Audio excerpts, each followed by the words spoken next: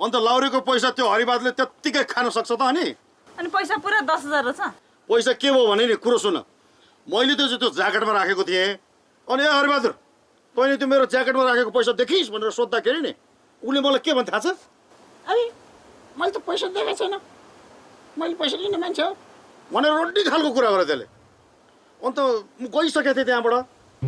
अनि फेरि यसो दिमागमा आयो कि मेरो यसले पक्का टोपीमा लुगा छ कि जस्तो लाग्यो कि मलाई। अनि टक्क फर्केर गएर मैले भने पहिला हरिबहादुरलाई, ए हरिबहादुर तेरो टोपी खोल त भनेर भने। फेरि भने त्यसलाई मैले टोपी खोल त भनेर, मानेन। भरे मैले त्यसको टोपीमा ट्याक्क समातेर पेस्त गरेको त 10,000 टक्क त्यही रहेछ। अनि मैले यो के हो त हरिबहादुर, यो के गरेँ भने अनि लाउरीले पैसा धेरै खर्च गर्छ, त्यही भएर मैले लाउरीलाई दिन राखेँ भनेर उल्टो मलाई कम्ता रोटी कुरा गरौँ। त्यो फटाले एक थप्पड दिन मन लाग्छ मलाई त्यही बेलामा। त्यो हरिबहादुर त कस्तो फटा रहेछ त, नामी फटा मान्छे नि त्यो। ए लाउरी भाइ, ओ सन्तबहादुर भाइ, यहाँ हेर्नुहोस् त। किन कराउनु भएको? त्यहाँ मदनबहादुर दोजुले बोलाएको रहेछ, म एकछिन पुगेर आउँछु ल, म एकछिन गइहाल्छु।